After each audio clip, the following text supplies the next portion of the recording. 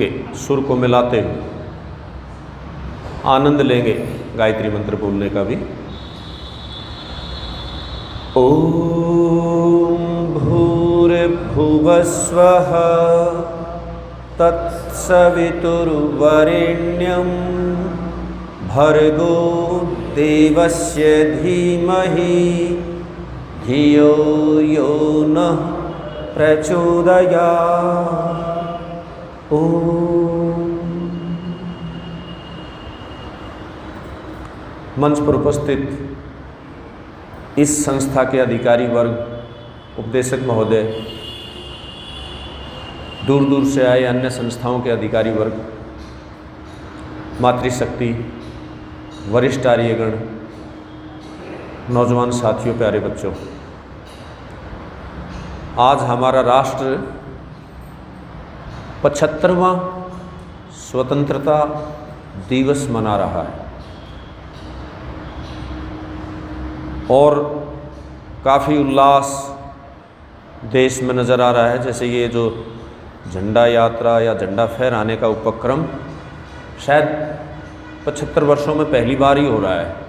पहले कभी इतनी धूमधाम नज़र नहीं आई थी। कुछ लोग इस पे भी कह रहे हैं कि भाई ये तो एक ज़बरदस्ती किया जा रहा है, क्या आवश्यकता थी इसकी, ये तो इलेक्शन जीतने के स्टंट हैं, आदि आदि। कोई भी काम होगा तो कुछ लोग उसके पक्ष में भी विचार रखेंगे, कुछ लोग विपक्ष में भी रखेंगे, और विपक्ष में रखने वालों के लिए एक तर्क दिया जाता है, यही तो लोकतंत्र की विशेषता है। मैं ऐसा मानता हूँ, शायद मेरे विचार आपको पसंद ना आए, लेकिन राष्ट्र के विरोध में बोलना कोई लोकतंत्र की विशेषता नहीं होनी चाहिए। भाई चाहे आप पक्ष में सत्ता में बैठे हों और चाहे विपक्ष में अर्थात सत्ता के दूसरे तरफ बैठे हों, लेकिन दूसरी तरफ बैठे हैं तो भी अन्न, जल, वायु तो आप राष्ट्र का ही सेवन कर रहे होंगे। सोचना तो वहाँ भी राष्ट्र के हित में ही चाहिए। ये कौन सी बात है कि तुम्हें कुर्सी मिल जाए तो तुम राष्ट्रवादी, और जब तुम्हें कुर्सी नहीं मिली है तो तुम बंदूक तान दो राष्ट्र के ऊपर। तो बहुत कुछ बिगड़ा हुआ है। ऐसा मत मानो कि केवल नेता ही बिगड़ा हुआ है। नेताओं को बनाने वाले तो हम ही हैं। क्यों जी? बनाता कौन है? एक एक वोट करके ही तो आप उन्हें बनाते हो। मैं एक विचार ये आपसे करना चाहता हूं कि स्वतंत्रता का 75वां वर्ष तो हम मना रहे हैं, लेकिन ये परतंत्रता क्यों आई? कभी इस पे विचार किया? हम सदा से तो परतंत्र नहीं थे। क्यों जी? परतंत्रता आई क्यों?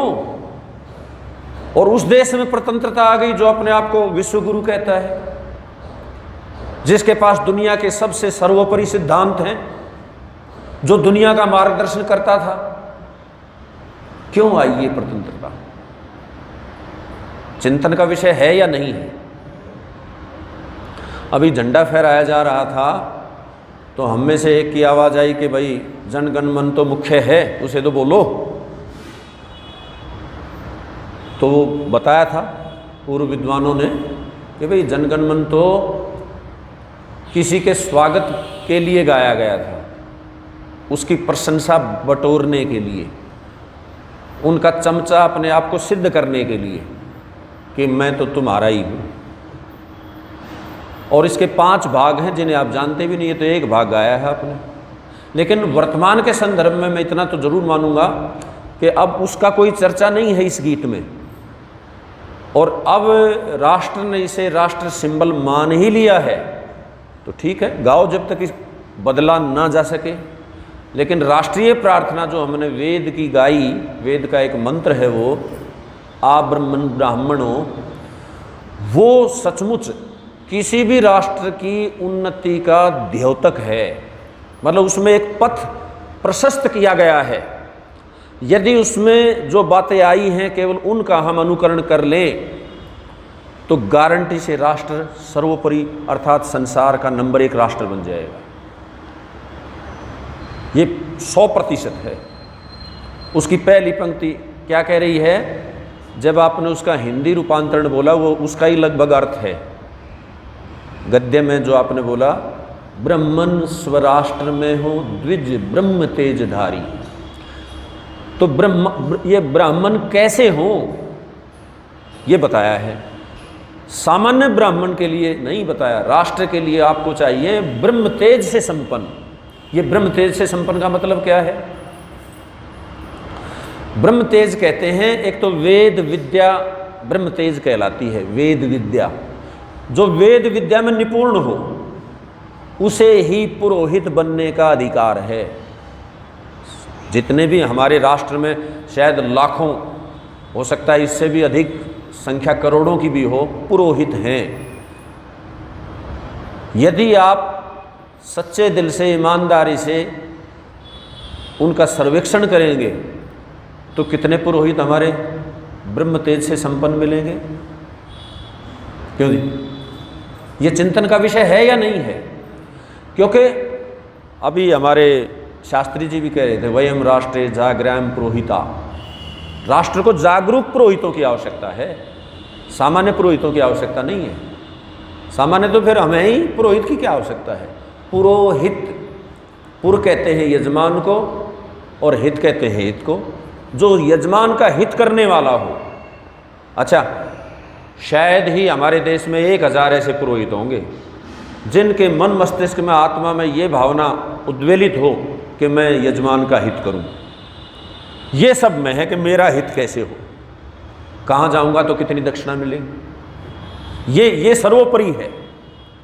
जो उसका ड्यूटी है, जो उसका कर्तव्य है, उस पर कोई ध्यान नहीं है। याद रखो, कोई भी दूसरा आपका कुछ भी नहीं बिगाड़ सकता यदि आप मजबूत हैं तो किसी और को दोष ना दो। हम कहें उसने ये कर दिया, उसने ये कर दिया, उसने ये कर दिया भाई। अब वर्तमान में हम और आप हैं, हम क्या कर रहे हैं?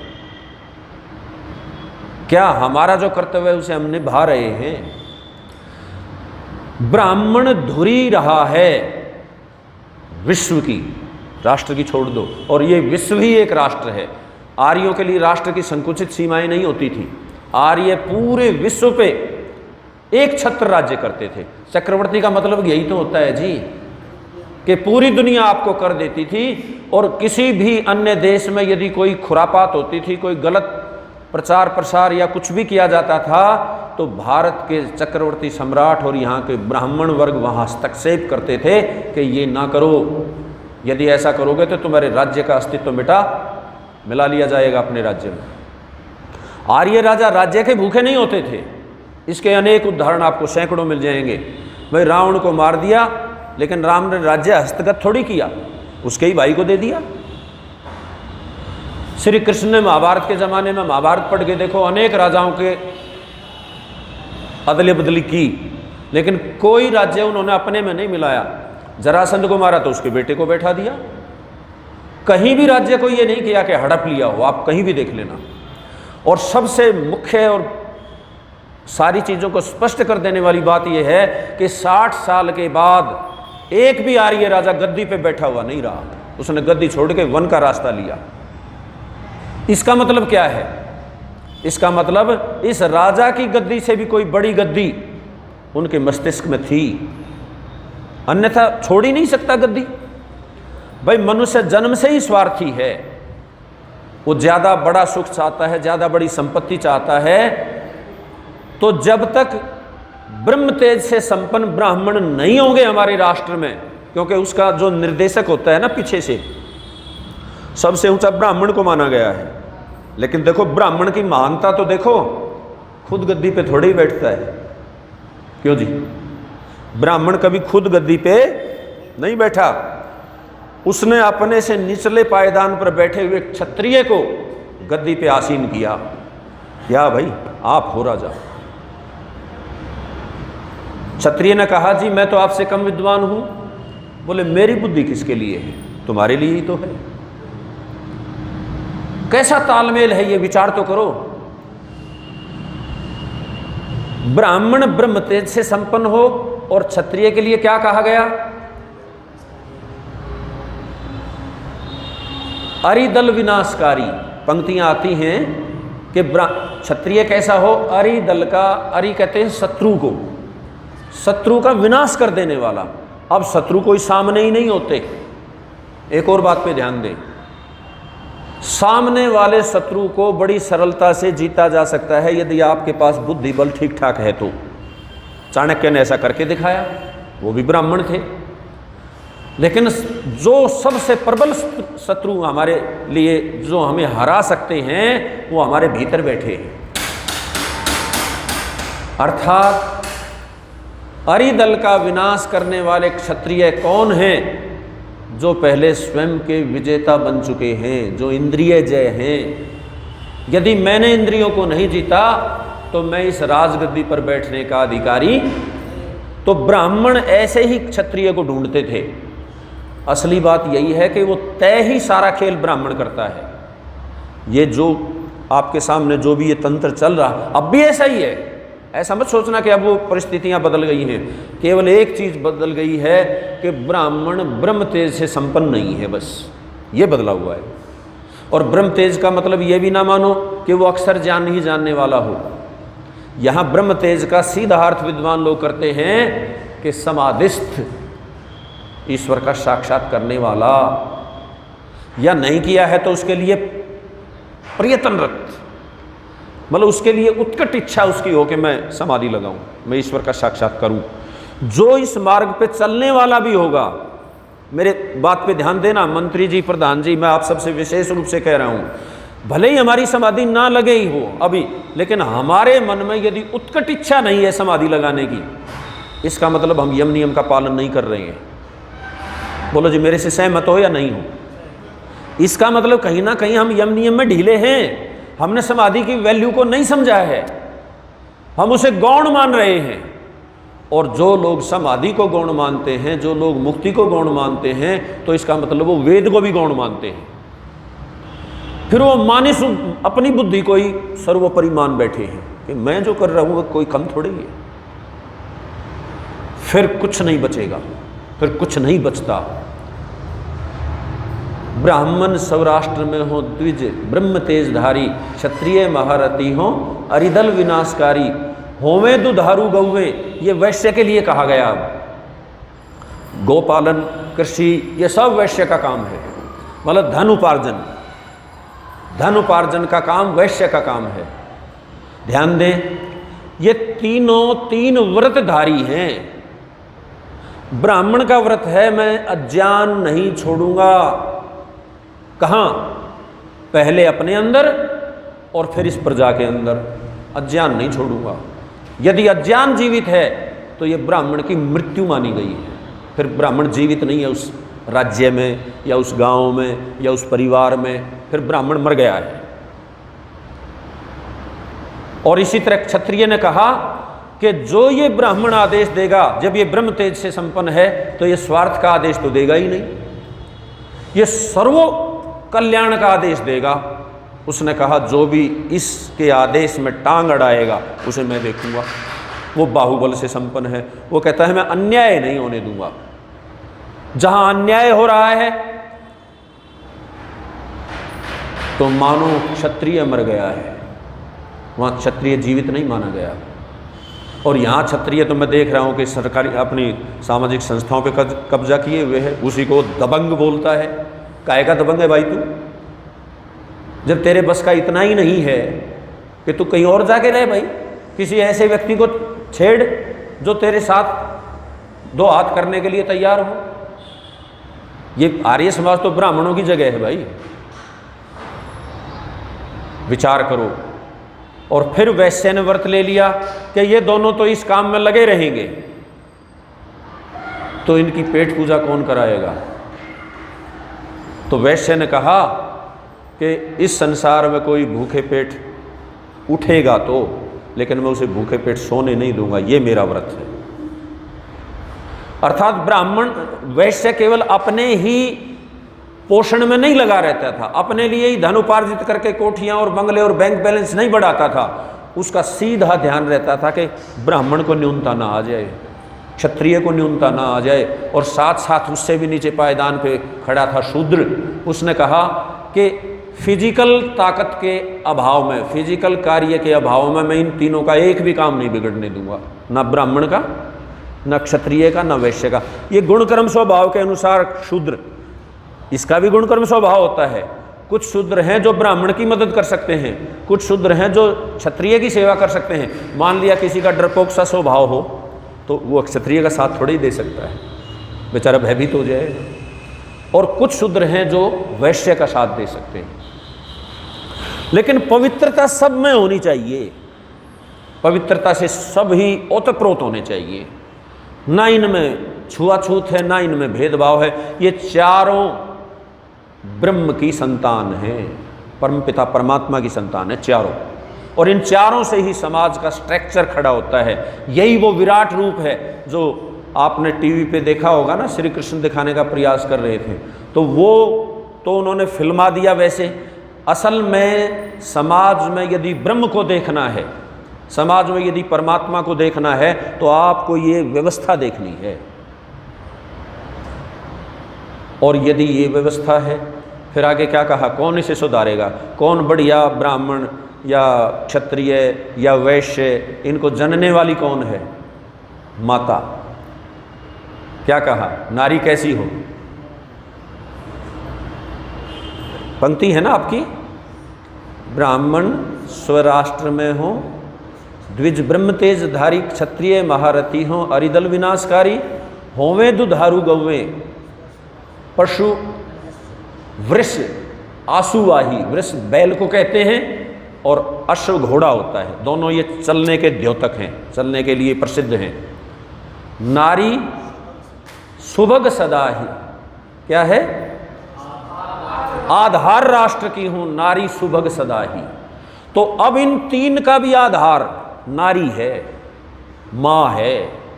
यदि मां बिगड़ गई तो ना ब्राह्मण, ना क्षत्रिय, ना वैश्य, कुछ नहीं मिलेगा। और आज कुछ भी मिल नहीं रहा है माताओं। आप अपनी जिम्मेदारी से टल गई हैं। चिंतन तो करना है, करना पड़ेगा। मां सुधरेगी तो ये आएंगे। और मां कैसे सुधरेगी? फिर वहीं आ जाओगे कि वेद की परिपाटी से जीवन जिए, सोए उठे, देव यज्ञ करे, ब्रह्म यज्ञ करे, चिंतन मनन करे, वेद के अनुकूल करे, तो देखो फिर आ जाएंगे ये वापस। तो फिर मां सुधर जाएगी तो यजमान पुत्र होंगे। आगे की पंक्ति शायद यही कहती है, यजमान पुत्र होंगे, रोज यज्ञ करेंगे तो वृष्टि समय पे होगी। आगे यही कहा गया। और जब वृष्टि समय पे होगी तो फल फूल से लद जाएंगी आपकी लताएं, पेड़, हरा भरा वातावरण, ना खाने की कमी, ना गुणवत्ता की कमी। यदि यज्ञ से उत्पन्न औषधियाँ, अन्न, शाक सब्जियाँ खाओगे तो मन सुधर जाएंगे, मन सुधर जाएंगे तो विचार सुधर जाएंगे, विचार सुधर जाएंगे तो राष्ट्र कभी नीचे जा ही नहीं सकता। इसके साथ एक वेद मंत्र और जोड़ दो, यत्र ब्रह्म च क्षत्रम च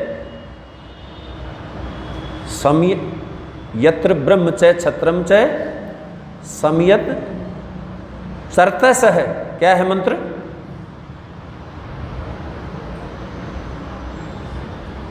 तम, मतलब यत्र ब्रह्म च क्षत्रम च सम्यक चौ चरतस है, तम राष्ट्रे, जिस राष्ट्र में ब्राह्मण और क्षत्रिय बुद्धि और ये बल इकट्ठे होके चलते हैं, चिंतन करता हुआ ब्राह्मण और उसके निर्देश में क्षत्रिय चलता है, वो राष्ट्र आगे जाके पुण्यही राष्ट्र के रूप में बनता है, वो राष्ट्र समृद्ध राष्ट्र बनता है, अन्यथा कुछ नहीं हो पाता। तो ये परिपाटी हमारी खो गई थी तो हम प्रतंत्र हो गए थे। किसी ने ऋषि दयानंद से पूछा था कि भाई क्यों हुए हम गुलाम? तो उन्होंने कहा ऐश्वर्यों का बढ़ जाना, एक कारण बता रखा है, ऐश्वर्यों का बढ़ जाना। ऐश्वर्यों के बढ़ जाने से आलस्य का बढ़ जाना, आलस्य और प्रमाद बढ़ गया जब ऐश्वर्य बढ़े तो, और आलस्य और प्रमाद बढ़ा तो वेद का स्वाध्याय छूट गया, वेद का स्वाध्याय छूटा तो फिर ये ब्राह्मण ब्राह्मण कहाँ रहा, क्षत्रिय क्षत्रिय कहाँ रहा, फिर तो वर्ण संकरता प्रारंभ हो गई। और उस वर्ण संकरता नहीं, आपस की फूट हुई और आपस की फूट ने हमें गुलाम बना दिया विश्व में सबसे ऊंची जाति को। एक विद्वान एक दिन सुना रहे थे, एक ब्राह्मण सो रहा था, राष्ट्रभक्त ब्राह्मण था, वेद के अनुकूल चलने वाला ब्राह्मण था, ब्रह्म तेज से संपन्न ब्राह्मण था। तो अचानक उसे आभास हुआ कि जैसे मेरे गांव से कोई बहुत महत्वपूर्ण वस्तु निकल के जा रही है। क्योंकि वो गांव के लोगों के हित का चिंतन करता था, वो सच्चा पुरोहित था। वो हड़बड़ा के उठा और उसने देखा दाएं बाएं, वहाँ कुछ नज़र नहीं आया। थोड़ी दूर गली में गया और आगे गया, दिखाई नहीं दिया। गांव का जो जहाँ गांव समाप्ति होती है उसे बोलते हैं गांव का गोरा, आपके यहाँ क्या बोलते हैं, नुक्कड़ कह ले। तो वहाँ उसने देखा कि कोई आकृति जा रही है और उसने उसे आवाज़ दी, ठहरो भाई, कौन हो और इतनी रात गए क्यों जा रहे हो? तो वो आकृति रुकी और उसने कहा, मैं यश हूँ, कीर्ति हूँ, और अभी ये गांव मेरे लायक नहीं रहा, मैं इसे छोड़ के जा रही हूँ। ब्राह्मण ने कुछ क्षण के लिए आंखें बंद करके चिंतन किया और फिर कहा जाओ, और आके अपने चारपाई पे सो गया। कहते हैं कुछ काल के पश्चात उसे फिर ऐसा ही आभास हुआ। एक रात्रि फिर ऐसे ही मध्य रात्रि में ऐसे उठा, फिर वहीं जाके उस आकृति को पकड़ा और फिर उसने उससे पूछा, भाई तुम कौन हो, इतनी रात गए क्यों जा रहे हो, क्या परेशानी है? तो उसने फिर उत्तर दिया कि मैं लक्ष्मी हूँ, धन, रुपया पैसा सोना चांदी। बोले मेरे लायक भी ये गाँव नहीं रहा है, मैं भी इसे छोड़ के जा रही हूँ। ब्राह्मण ने फिर मनन चिंतन किया थोड़ा कुछ क्षण के लिए और कहा जाओ। अब यही घटना एक बार फिर घटी, तीसरी बार, और उसी प्रकार वहीं जाके उसे रोक के वो ब्राह्मण जब उससे पूछता है कि भाई आप कौन हैं और क्यों इतनी रात गए जा रहे हैं, बताओ क्या परेशानी है, हो सकता है मैं आपका कुछ निवारण कर सकूं, मैं इस गांव का ब्राह्मण हूं। तो उस आकृति ने कहा, मैं सत्य हूं, मैं भी इस गांव को छोड़ के जा रहा हूं। अब ब्राह्मण चिंतन करने लगा और ब्राह्मण को बड़ा कष्ट हुआ, रोने लगा ब्राह्मण, पैर पकड़ लिए उसने सत्य के। उसने कहा आप ना जाओ। अब सत्य को बड़ा आश्चर्य हुआ, ये कथा ना कुछ समझाने के लिए होता है। सत्य कहने लगा कि जब कीर्ति गई, यश गया तो आपने उसे नहीं रोका, जब यहां से धन लक्ष्मी गई तो आपने उसे नहीं रोका, आप मुझे क्यों रोकना चाहते हो, मैं क्यों ना जाऊं? तो ब्राह्मण ने कहा कि आप मेरा धन है। ध्यान देना बात पे, ब्राह्मण ने क्या कहा, आप मेरा धन हैं, और मेरा धन नहीं है, आप मनुष्य मात्र का धन है। ब्राह्मण के बाद क्षत्रिय का भी धन यदि है तो वो सत्य है, यदि वैश्य का भी धन है तो वो सत्य है, और शूद्र का भी धन है तो वो सत्य है। क्योंकि सत्य के बिना इन सब में आपस में विश्वास पैदा नहीं हो सकता। और जब इन चारों में समन्वय ना हो, इन चारों में विश्वास ना हो, तो समाज एकजुट नहीं हो सकता। और जहां समाज एकजुट नहीं होता तो वहाँ फिर पाखंड, अंधविश्वास और जिसको दबंगाई आदि आप बोलते हो, ये सब खुरापातें जन्म लेती हैं। ब्राह्मण पैर पकड़ के छोड़ नहीं रहा है, वो कहता तुम मत जाओ, रोने लगा। माताओं, वरिष्ठों, सचमुच इस मनुष्य मात्र का धन, चाहे राजा हो, चाहे ब्राह्मण पुरोहित हो, चाहे वैश्य हो, चाहे शूद्र हो, जब से इसने सत्य को त्यागा है, सत्य ने क्या कहा, मैं थोड़ी छोड़ना चाहता हूं, मनुष्य ने ही सत्य को छोड़ दिया है। हाँ, इन्होंने ही मुझे त्याग दिया है, मैं जबरदस्ती नहीं रह सकता यहां। सत्य किसी के भीतर सत्य एक सिद्धांत है, सत्य सिद्धांत को जीवित मनुष्यों को धारण करना पड़ेगा, ग्रहण करना पड़ेगा, थोड़ा सा चौकस होना पड़ेगा कि मैं सत्य से ना डिगूं, मैं अपने धर्म का निर्वाह करूं। और यदि ये चारों वर्ण अपने धर्म को, और सत्य ही धर्म है, सत्य के अलावा कोई धर्म, यदि सत्य आधारित कोई बात है तो वो धर्म बन जाएगी। और यदि कोई सत्य से ही परे है तो वो धर्म नहीं हो सकता। और यदि इस कसौटी पे तोलोगे तो जितने भी संसार के वैदिक धर्म के अलावा, सनातन धर्म के अलावा कोई भी चर्चाएं हैं संसार में, चाहे वो कुरान वाली हैं, चाहे वो बाइबल वाली हैं, चाहे गुरु ग्रंथ की हैं, वो सारी धराशायी हो जाएंगी, वो कहीं भी टिक नहीं पाएंगी। तो यदि हमारे देश का राजा चाहता है कि मेरा देश समृद्ध बने, मेरे देश में खुशहाली आए, मेरे देश के लोग, उनको लैपटॉप बांटने की आवश्यकता नहीं है, उन्हें स्कूटरी बांटने की आवश्यकता नहीं है, उन्हें किसी प्रकार का धन देने की आवश्यकता नहीं है, उन्हें सत्य से ओतप्रोत कर दो।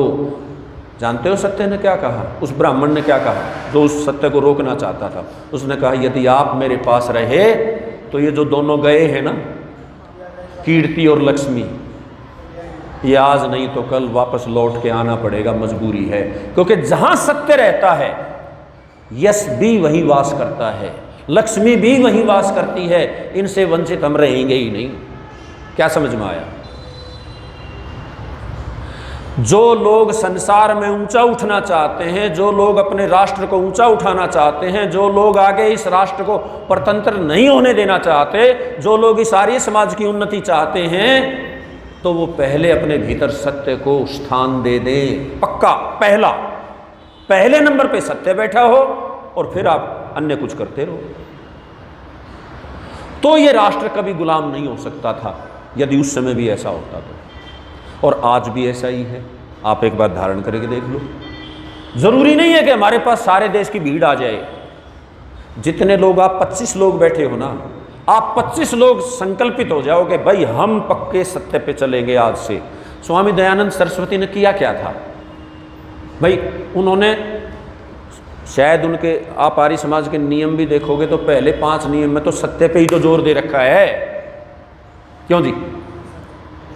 हर 5 तक नियम में हर एक में सत्य का चर्चा है। कितनी मजबूत चीज है। इसका मतलब उनके मस्तिष्क में भी ये बात रही होगी। और संसार की सोच के नियम बनाए हैं उन्होंने। मैं आपका ध्यान दिलाना चाहूंगा, ऋषि दयानंद ने, और ऋषि होते ही संसार के हैं, ऋषि किसी एक क्षेत्र में बनते भी नहीं हैं। उन्होंने क्या लिखा है? संसार का उपकार करना इस समाज का मुख्य उद्देश्य है। उन्होंने ये नहीं लिखा कि भारत का उपकार करना इस समाज का मुख्य उद्देश्य है। ऐसी सोच, पागल हो जाएगा ये जगत, दीवाना बन जाएगा जिस दिन इस सोच को आप दुनिया तक पहुंचा दोगे। मैं ये कहता हूं कि हम अपने शब्द भी दुनिया तक पहुंचा नहीं पा रहे हैं। बांध दिया है आर्य समाज को, जकड़ दिया गया है। यदि हम चाहते हैं सचमुच बढ़ें, यदि हम चाहते हैं कि मेरी उन्नति हो, भाई मैं सत्य पे चलूंगा तो ही ईश्वर को मैं प्रिय होऊंगा। यदि मैं सत्य से डिग रहा हूं तो मेरा और परमात्मा का क्या नाता है? ठीक है, जैसे कोई जेल में रहता है, रहा रहूंगा मैं ऐसा। ये ईश्वर की जेल है। वैसे ये मनुष्य जन्म भी ईश्वर की जेल है। कोई ऐसा ना सोच लेना कि ये स्वर्ग है। लेकिन इसमें एक सुविधा है कि यदि आप सत्य पे चलते हुए आगे बढ़ेंगे तो आने वाले समय में मुक्त हो सकते हैं। लेकिन सत्य के बिना, बोलो, हो पाओगे मुक्त? बिल्कुल नहीं हो सकते। चाहे मोदी के स्थान पे चले जाओ, चाहे पुतिन के स्थान पे चले जाओ, चाहे ट्रंप और ये बाइडन के स्थान पे चले जाओ, लेकिन मुक्ति के लिए आपका द्वार नहीं खुलेगा यदि आप सत्य पे नहीं है तो। वो अपनी प्रकार की अपनी उपलब्धियां हैं और उन्हें वो मानते होंगे उपलब्धि। हमारी दृष्टि में तो मुक्ति से बड़ी कोई उपलब्धि संसार में ना थी, ना है, ना कभी हो सकती है। सृष्टि के अंत तक की बात वेद बता रहा है। तो हमें उस चीज पे दृष्टि रखनी चाहिए जो चिरस्थायी है, जो सदा से थी, जिसका अनुकरण दशरथ, अश्वपति, रघु, दिलीप, हमारी सारी पूर्वज और पूर्वजाओं ने किया। कौशल्या ने, अंजना ने, जो वो मस्तिष्क रखती थी। आप प्रार्थना भी करते हो। यज्ञ के मंत्रों में एक मंत्र आता है ना, याम मेधाम देवगणा पितरश्च उपासते तया, वो बुद्धि परमात्मा, वो, और अभी दे दो, देर मत लगाओ।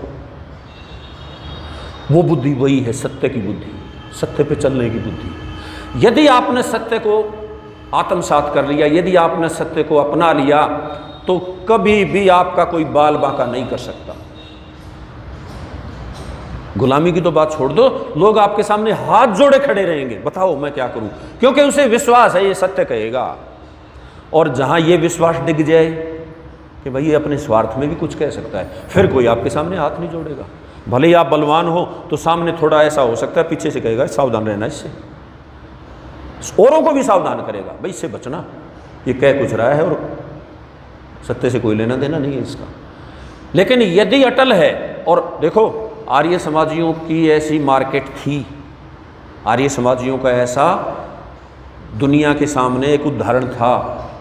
आपने सुने होंगे ज़रूर, 2-3 ऐसे उदाहरण हुए कि अदालतों में केस गए और वहाँ उस सज्जन ने जो आर्य था उसने अपना यज्ञोपवीत दिखा और सिर्फ यही कहा, जी मैं तो आर्य हूँ और मैं सत्य को ही मानता हूँ, सत्य ही करता हूँ, लेकिन ये सारे गांव वाले मेरे पीछे पड़े।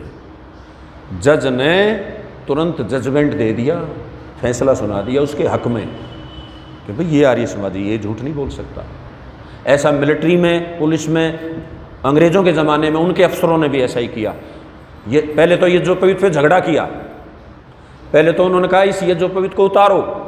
ऐसा हमारी तरफ के एक अंग्रेज़ अफसर के साथ हुआ, मतलब अपने देश का कोई अफसर बन गया था अंग्रेज़ों की मिलिट्री में। उस समय अंग्रेज़ों की मिलिट्री थी क्योंकि उनका राज्य था, ब्रिटिश मिलिट्री कहलाती थी। तो उसने जब कहा कि भाई आप ये उतारो, तो उसकी बुद्धि में कोई युक्ति नहीं आ रही थी, कैसे मैं अपनी नौकरी भी बचाऊं और कैसे मैं जनेऊ को बचाऊं। तो वही वो सत्य पे था। तो वो जब उसकी आमने सामने अफसर के पेशी हुई तो उसने यही कहा, जी देखो मैं आज आपके कहने से यदि ये यज्ञोपवीत उतार दूं, और जिस गुरु ने, जिस पुरोहित ने, जिस विद्वान ने मुझे जनेऊ दिया था उसने कहा था इसे उतारना नहीं, ये उतरेगा तो केवल संन्यास में उतरेगा। और यदि मैं आज आपके कहने से, आपके दबाव से, आपके भय से इसे उतार भी दूं तो याद रखना मैं आदत पड़ जाऊंगा बदलने की, मैं उतार दूंगा क्योंकि मुझे नौकरी चाहिए, बच्चों को रोटी नहीं है। लेकिन आगे आप मेरा विश्वास कैसे करेंगे, मैं फिर और बदलूंगा, कभी मैं फिर बदलूंगा तो मैं तुम्हारा भी कुछ नहीं हूं। फिर उस अंग्रेज की बात समझ में आ गई, ये सच्ची घटना बता रहा हूं मैं आपको। उसकी समझ में आ गई, भाई तुम रखो। उसने हाथ जोड़ के इस बात का सम्मान किया कि रखो तुम। और उनको ये पता चल गया कि जनेऊधारी कैसे होते हैं। तो उसको बहुत ज़्यादा बुद्धि नहीं लगानी पड़ी, उसको केवल अपनी बात कहनी पड़ी बस, कि यदि मैं आज डिगता हूं तो कल फिर डिगूंगा मैं। बहुत बड़ी चीज़ है सत्य। लेकिन ये प्रसारित कर दिया गया है संसार में कि सत्य पे चलना कठिन है। ये मात्र प्रचार है मेरी दृष्टि में, सत्य पे चलना है सरल। क्या सोचते हो आप लोग? यदि हम सत्य पे चलेंगे तो हमें कोई बहुत बोझ अपने ऊपर रहता ही नहीं। भाई मान लिया हमसे कोई भूल भी हो गई और हम तुरंत उसे स्वीकार कर लें कि भाई हो गया, बताओ क्या दंड है, खत्म बात। और यदि हम उसे छुपाने का ऐसा कुछ प्रयास करते हैं तो बार बार आपको कुछ ना कुछ उसके बचाव के लिए एक नया ड्रामा रचना पड़ेगा, एक नई झूठ बोलनी पड़ेगी। किसी ने कहा ना कि भाई एक झूठ को छुपाने के लिए सैकड़ों झूठ बोलनी पड़ती हैं, तो क्या सरलता है या जटिलता है ये? एक विद्वान बड़ी अच्छी तरह समझाते हैं, ध्यान देना। सड़क पे चलने का नियम बन गया है बाएं चलो, बीच में डिवाइडर है, तो नियम पे चलोगे तो बाएं चलोगे। और कई बार क्या होता है कि हम इधर हैं और उधर से हमें कोई सामान उठाना है या लेना है, और कट देखा हमने कि राइट साइड से जाएंगे तो कट है आगे 2-3-4 किलोमीटर पे, और यदि थोड़ा सा रॉन्ग चलते हैं, ये 100 मीटर पे ही कट है, तो अक्सर हम सब ऐसा लोभ करते हैं, हम उस 100 मीटर की तरफ, 50 मीटर की तरफ उल्टा चलते हैं, मतलब रॉन्ग चलते हैं, मतलब अनुशासन तोड़ते हैं, मतलब असत्य पे चलते हैं। यही तो हुआ ना। अच्छा विचार करके दिखाओ, ये अनुभव हम सब का कहीं ना कहीं है। राइट साइड चलते समय ज़्यादा सावधानी की आवश्यकता पड़ेगी या रॉन्ग साइड चलते समय ज़्यादा आपको सजग रहना पड़ेगा? राइट साइड में चलते हुए थोड़ी बहुत लापरवाही भी हो जाएगी तो वो हजम हो सकती है, लेकिन रॉन्ग साइड चलते हुए जरा सी असावधानी आपको भी मारेगी, औरों को भी मारेगी। क्या समझ में आया? तो ये अनुशासन पे चलना, सत्य पे चलना सरल है या रॉन्ग साइड अनुशासनहीनता करना सरल है? बोलो। समझ में आई या नहीं आई? एक आप नट बोल्ट कस रहे हैं, पेच, यदि चूड़ी में चूड़ी चल रही है तो मतलब अनुशासन में चल रही हो, अपने रास्ते पे है, पटरी पे है, तो यूं हाथ से कसा जाएगा पेच सरलता से, क्यों जी? और यदि वो चूड़ियां अनुशासन भंग करती हैं, रास्ता बदलती हैं, तो पेचकस लेके भी आप यूं करके करके उसे चढ़ाने, और मान ले आपने जबरदस्ती कर भी थी तो चूड़ियां फैल, अंतिम बात यही हुई ना। तो ऐसे अनेक उदाहरण दिए जा सकते हैं कि जो सत्य है, जो अनुशासित है, वो बड़ा सरल है, उससे सरल कुछ है ही नहीं। और वेद अनुशासन है, वेद वो सरलता है, कोई जटिलता नहीं है। केवल हमें जटिलता क्यों लग रही है, ध्यान देंगे, हमने अपना अभ्यास बना लिया है। कोई व्यक्ति धूम्रपान करता है, मैंने किया है धूम्रपान, मैंने मांस तक भी खाया है, और पहले दिन मैंने धूम्रपान किया तो मुझे 1 बोतल का नशा 1 बीड़ी में हो गया था, सचमुच कह रहा हूँ मैं, क्योंकि वो तो मेरे साथ भी थी ना। और बाद में वो डोज बढ़ते बढ़ते बढ़ते एक दिन में 3 बंडल पीने लगा, और सिगरेट पीने लगा, फिर बोतल पे भी बात आई, आधी आधी ऐसे होता रहा। तो मतलब शुरुआत जब हुई उसकी तो भी कष्ट हुआ था। पहले मैं नहीं पीता था, जब पीना शुरू किया तो पहले पहले ऐसे घूंट लेते ही खो खो, और अंदर से बहुत कड़वा लगता था, बदबू आती थी उससे, लेकिन धीरे धीरे फिर अभ्यास बन गया। गलत काम भी नया शुरू किया है तो उसमें भी कष्ट होता है, लेकिन उस समय जो मंडली होती है वो आपको प्रोत्साहित करती है, अरे पिज्जा पिज्जा, अरे बहुत बढ़िया, ये तो शेरनी का दूध है, आदि आदि पता नहीं क्या कहते हैं। मतलब मूर्खता भरी बातों से हम प्रभावित हो जाते हैं। इसे कहते हैं अनुव्यंजन संज्ञा। शास्त्रकार बता रहा है, अनुव्यंजन संज्ञा से उसे अलंकृत कर देते हैं, और हम बड़े चाव से उस व्यसन में, उस जाल में फंस जाते हैं, और वो फंसे हुए फिर अभ्यास बन गया। और अब हमें लगता है कि छूटना बड़ा मुश्किल है, लेकिन मेरी विल पावर या संकल्प शक्ति ऐसी थी कि जिस दिन मुझे आर्य समाज के प्रति किसी ने प्रेरित किया, और मुझे उसने समझाए थे यम नियम आसन प्राणायाम प्रत्याहार धारणा ध्यान समाधि, मैं ईश्वर की तलाश में था। माताओं, वरिष्ठों, नौजवान साथियों, मैं हकीकत कह रहा हूँ, जिसने मुझे आर्य की ओर प्रेरित किया था वो जीवित हैं, पालम गांव में ही रहते हैं आज भी। उन्होंने विवाह नहीं करा रखा, मैं उन्हें धर्म के पिता भी मानता हूँ, प्रीत जी आर्य नाम है उनका। तो एक दिन में उनके सुनते ही उसी दिन यू टर्न मार गया मैं, वो सब काम छोड़ दिए एकदम तुरंत, और 1 सप्ताह बाद उसी पालम गांव की आर्य समाज में ये जो पवित्र लिया था। आज शायद उसे 37-38 वर्ष, हो सकता है 40 वर्ष हो चुके होंगे। मैंने पीछे मुड़ के नहीं देखा है, मुझे सरलता भी लगी, आनंद भी आया। और देखो, कनफाड़ों में सुल्फा पीने वाला, मैंने बताया चोरी तक करने वाला, आपके सामने उपदेशक बन गया। ये आर्य समाज की महानता है, ये वेद की महानता है, और इसको मैं कहूँ तो सत्य की महानता है। क्योंकि मेरे मन मस्तिष्क में ये जरूर रहता था कि मैं रहूँगा सत्य पे, मैं वो जो भी करता था वो ऐसे ही करता, सबको पता रहता था कि भाई ये ऐसा कर रहा है, मैं छुपाया कभी नहीं। तो सत्य पे चला तो मेरा जीवन तो धन्य हो गया। तो मैं आपसे निवेदन करता हूँ कि यदि इस स्वतंत्रता को अक्षुण्ण रखना चाहते हो, और भी जो आप चर्चा कर रहे हैं कि अभी स्वतंत्रता के कई पड़ाव हमें पार करने हैं, अभी पूरी स्वतंत्रता हमें नहीं मिल पाई है, उन तक पहुँचने के लिए भी ये सत्य, इससे बड़ा कोई अस्त्र शस्त्र आपके पास हो नहीं सकता। ये सबसे बड़ी चीज है, सबसे बड़ी ताकत है। और ईश्वर सत्य पे चलने वालों पर अतिरिक्त कृपा करता है, अतिरिक्त, क्योंकि उसके पास कृपा की तो कमी है ही नहीं। ऐसा मत मानना कि वो हमारे ऊपर कुछ खर्च देगा और उसका कुछ नहीं, वो पूर्ण ही रहता है सदा। परमात्मा सदा, कहते हैं जो पूर्ण हो जाता है, जो पक जाता है, लोक में भी ऐसा देखा गया है, तो वो एक अनेक को पैदा करता है। लेकिन परमपिता परमात्मा तो ऐसा पूर्ण है कि उसमें कभी अधूरापन, बोल तो दो, आता ही नहीं। पूर्ण में से पूर्ण संसार, एक वेद के मंत्र का जो आप पूर्णाहुति में भी कई बार इस्तेमाल करते हो, पूर्ण में से ही पूर्ण संसार बना दिया ईश्वर ने, फिर भी वो पूर्ण है, उसमें अधूरापन नहीं आया है। तो सत्य पे चलने वालों के लिए अतिरिक्त कृपा परमात्मा की मिलती है।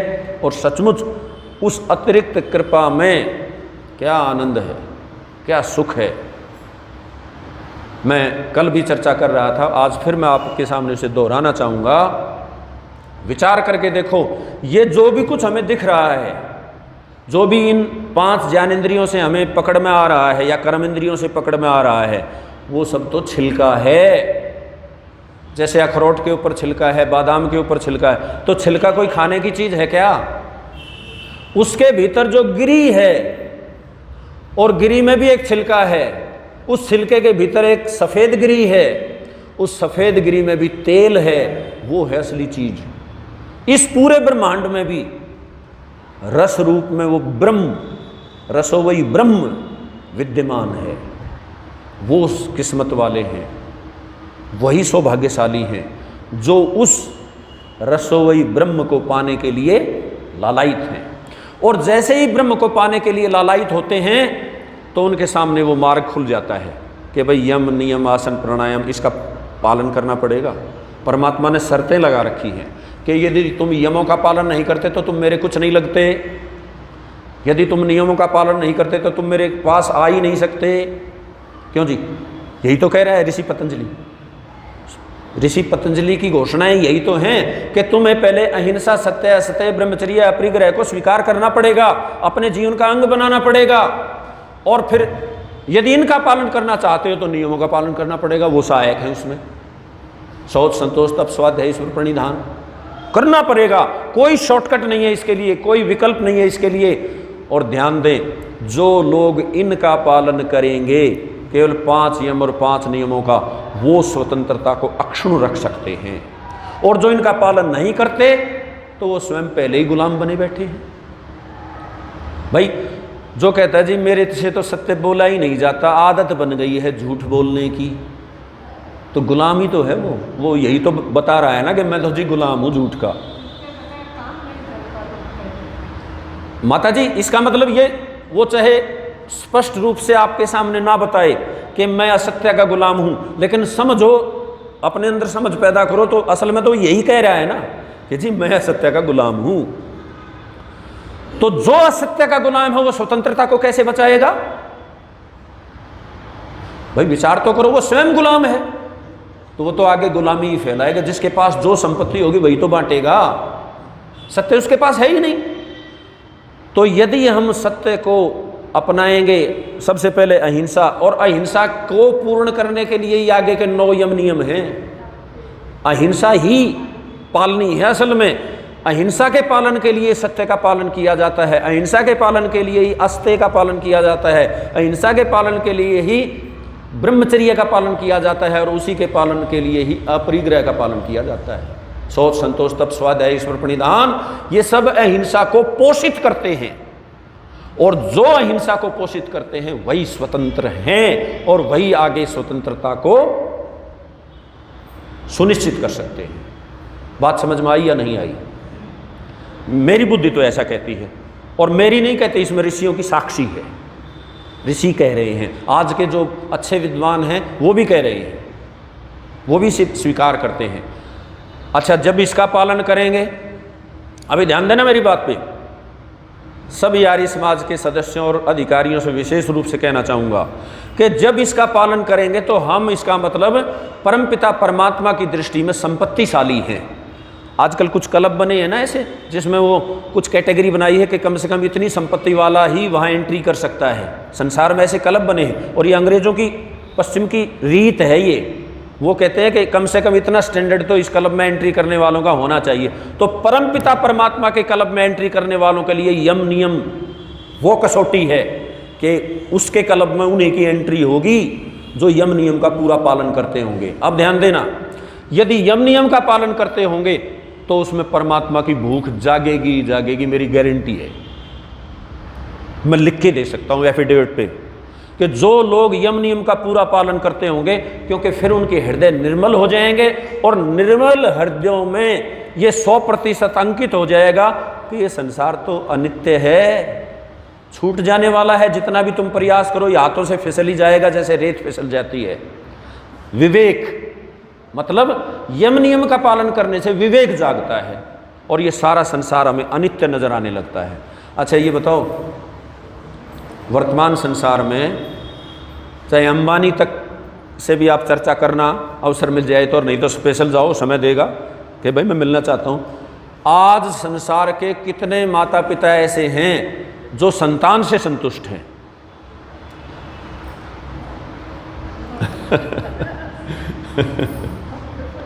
नहीं, मैं आपको आपने नहीं पूछवा रहा कि भाई आपके संतुष्ट हैं या नहीं है। मैं ये पूछना चाहता हूँ, आप अपने चारों तरफ दृष्टि दौड़ाओ, मस्तिष्क में दौड़ाओ, मेरे रिश्तेदार, दोस्त, मित्र, साथी आदि आदि आदि में कितने लोग संतुष्ट हैं अपनी संतानों से?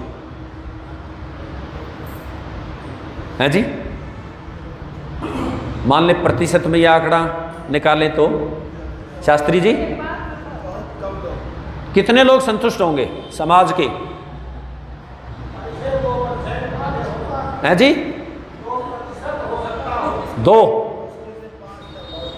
मैं इनकी मान लेता हूं, और हम इसे बढ़ा के कह दे भाई 5। लेकिन क्या 95% लोग दुख पाने के लिए ही है क्या? भाई विचार, इसका मतलब ये संसार दुख के समुद्र में गोते खा रहा है। 5% माने तो भी। अब क्या किया जाए? इन 95 को कैसे सुख का रास्ता दिखाया जाए? रास्ता तो यही है, इसका कोई विकल्प तो नहीं है। तो इसका मैं जो सोचता हूं, ध्यान देना, कोई व्यक्ति, कोई मिस्त्री, कोई इंजीनियर आए आपके सामने और वो ये कहे कि मैं बिल्डिंग यहां से शुरू करूंगा, हवा में ईंट रखूंगा पहली, बोलो। वो कहता है मैं यहां से बिल्डिंग को शुरू करूंगा, यहां से, नीचे कुछ नहीं रखूंगा, कोई बीम नहीं, कोई सहारा नहीं, कुछ नहीं, मैं यहां से बिल्डिंग को शुरू करूंगा और यहां आलीशान महल बनाऊंगा। संभव है? बोलो। संभव नहीं है, संभव ही नहीं है। वो ख्याली पुलाव हो सकते हैं।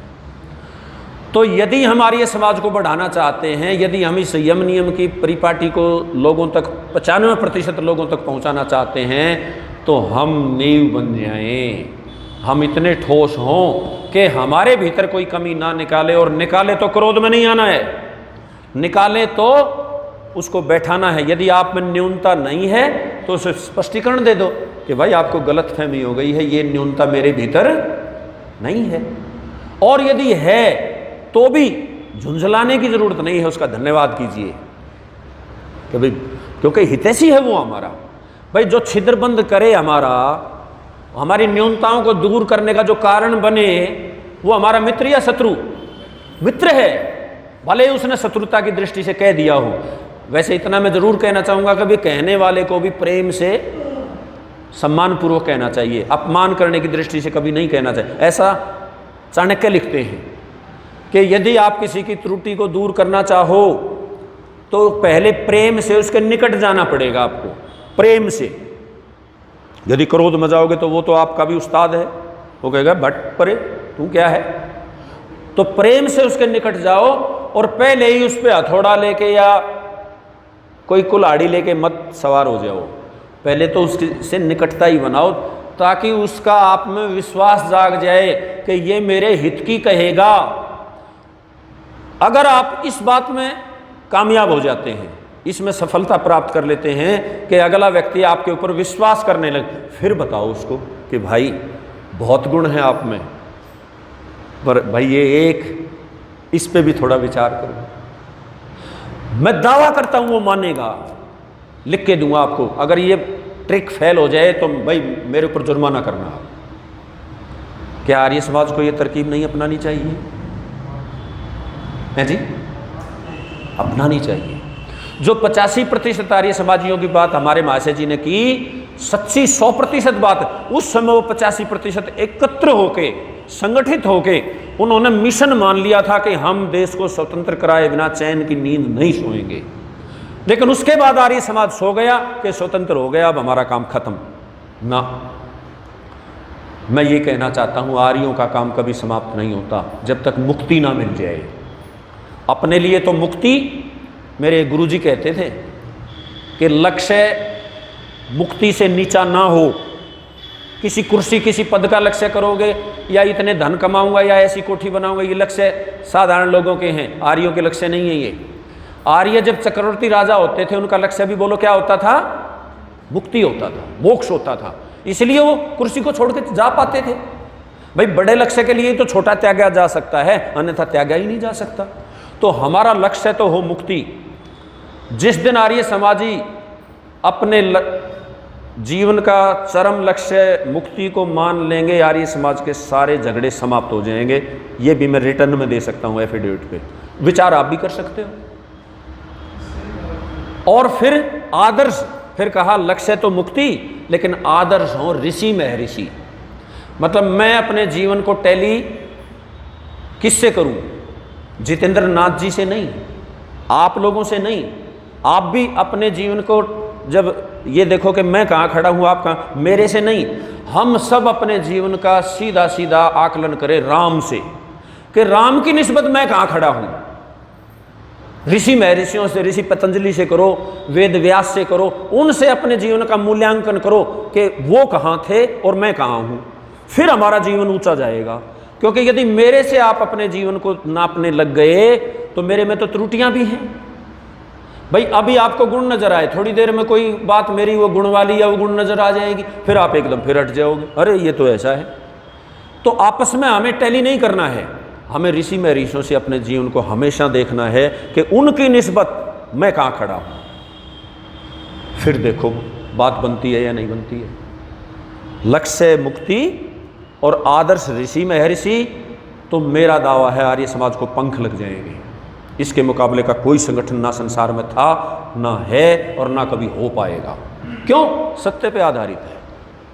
खुले मन से चलेंगे, कोई गलती होगी तो स्वीकार करेंगे, उसे दूर करेंगे। इतना सरलता से जीवन जिए, कोई जटिलता रहेगी ही नहीं, दिक्कत ही नहीं रहेगी। आपके जीवन में उदासियां खत्म हो जाएंगी। उदासी होती कब है? कोई गलतियां हो गई, उन्हें मैं लिपता जा रहा हूँ कि किसी को पता ना लग जाए, किसी को पता ना लग जाए। अरे क्या सोचता है तू? ऐसा सोचता रहेगा और दुनिया को पता नहीं लगेगा? भाई ऐसा हो सकता है क्या? ऐसा हो ही नहीं सकता। और परमपिता परमात्मा तो तत्क्षण जान जाता है, तत्क्षण। जैसे आपके मन में कोई बुराई आई, ईश्वर ने वही इंगित किया, आपके मन में भय लज्जा शंका पैदा की, उसको तो पता लग गया तुरंत। और यदि वहां ईश्वर की सुन लेते तो ये नौबत ही नहीं आनी थी। अब चलो तूने ईश्वर की अनसुनी कर भी दी तो मांग ले क्षमा, और फिर कोरा खड़ा हो जाए ईश्वर के सामने कि ईश्वर मदद कर, मैं अब छोड़ना चाहता हूं ये सब। तो हम भी बचेंगे और इस पूरे विश्व की मानवता को फिर से स्थापित कर देंगे। यही एक एक व्यक्ति स्वतंत्र हो जाएगा, और ये कोई भी किसी को गुलाम करने की जो रीति है ना, ये भी संसार से समाप्त हो जाएगी। ये रीति ही तब चली है कहीं ब्राह्मण कमजोर पड़ा, और ब्राह्मण कमजोर पड़ा तो क्षत्रिय कमजोर पड़ गया, अर्थात आगे वालों का निर्माण कौन करे? ब्राह्मण ही तो निर्माण करता था इन सब का। अब ब्राह्मण ने ही अपना काम छोड़ दिया तो सारे काम उल्टे सुलटे पता नहीं कैसे अब बिगड़ते तिगड़ते कहाँ तक चले गए। लेकिन फिर भी यदि वेद की रीति से चलोगे तो फिर उसी जगह पे जा सकते हो जहाँ से हम नाता तोड़ आए हैं, फिर से जुड़ जाएगा। मतलब परमात्मा कभी आपको त्याग नहीं रहा है, कभी भी नहीं त्यागेगा वो आपको, चाहे आप कितने नीचे गिर जाओ, लेकिन ईश्वर तो ईश्वर है। ऋषि दयानंद से किसी ने पूछा था कि अब तो इतना बिगाड़ आ गया, अब तो सुधार की आशा ही नहीं है। ये शायद पुनः प्रवचन के समय की बात है, शायद उन प्रवचनों में भी ये पंक्तियाँ आई हैं। उन्होंने उत्तर दिया सभा में। वो कहते हैं वेद आदि सत्य शास्त्रों का यदि सब भाषाओं में सरल व्याख्या संस्करण किए जाएं और उन तक पहुंचा दिए जाएं तो रोग भले ही कितना ही बढ़ा हुआ है इसका निदान हो सकता है। आर्य साहित्य प्रचार ट्रस्ट से छपा हुआ जो योग दर्शन है राजवीर शास्त्री जी का भाष्य, उसके भी शुरू में उन्होंने ये कोट कर रखा है, वहाँ भी पढ़ लेना। तो मैं अपनी वाणी को विराम देने से पहले आपसे आज ये संकल्प लेना चाहूँगा कि आओ हम सब सत्य का दामन थामें, और इतनी मजबूती से थामें कि जो गलतियां की हैं उनको खुद ही उजागर कर दें। भाई दूसरा कहे उससे पहले अपनी खुद ही स्वीकार कर लो, और इससे मजबूती आती है। जब हम अपनी गलतियों को स्वीकार करते हैं, सभाओं में स्वीकार करते हैं, ध्यान देना, तो आपकी आत्मा मजबूत होती चली जाएगी। उन्हें छोड़ने, कोई व्यक्ति गलती को स्वीकार करने का मतलब आधा तो उसने वहीं छोड़ दिया, 50% तो उसका पिंड उससे वहीं छूट गया, और 50% और विद्वानों के संग से, सुबह शाम परमात्मा की उपासना से। और मनुस्मृति में प्रायश्चित लिख रखे हैं, मनु ऋषि ने प्रायश्चित बता रखे हैं कि किन किन दोषों से छूटने के लिए किस प्रकार प्रायश्चित किया जाता है। सचमुच वो व्रत हैं, उनका नाम व्रत है, कृच्छायन और कुछ ऐसे व्रतों के नाम हैं वहाँ, तो उससे बिल्कुल अंतःकरण शुद्ध हो जाता है और आप समाधि के रास्ते की ओर अग्रसर हो जाते हो। आओ हम सब मिलके ऋषि दयानंद के सपन को साकार करें और हम भी दुनिया में प्रसन्नता से जीवन जिए, सारी टेंशन से मुक्त हो जाएं, केवल सत्य का दामन थाम लें। आप सबका धन्यवाद, आपने मेरी बातें सुनी, लेकिन हाँ, सुनने से काम, अकेला सुनने से काम नहीं बनेगा। तो आज से हम सत्य के प्रति 100% अपने जीवन को समर्पित करेंगे, ऐसा विचार करते हुए संकल्प जब लेना दिमाग में आ गया है कि हम आज से ऐसा करेंगे, हाथ उठा के जरा स्वीकृति दे दो, सच्ची मुच्ची हाथ उठाना। मतलब ये नहीं होना चाहिए कि यहाँ हाथ उठा दें देखा देखी और बाद में पता नहीं क्या कर रहे हैं। जलती रहे, जलती रहे, जलती रहे। ओम का झंडा ऊंचा रहे, ओम का झंडा ऊंचा रहे, ओम का झंडा ऊंचा रहे। और ये भी सत्य तब होगा जब आप अपने घर पे लगाओगे। अगर नारा नारा बोल रहे हो और घर पे झंडा नहीं लगा तो हम झूठा नारा लगा रहे हैं। हाँ, और उसको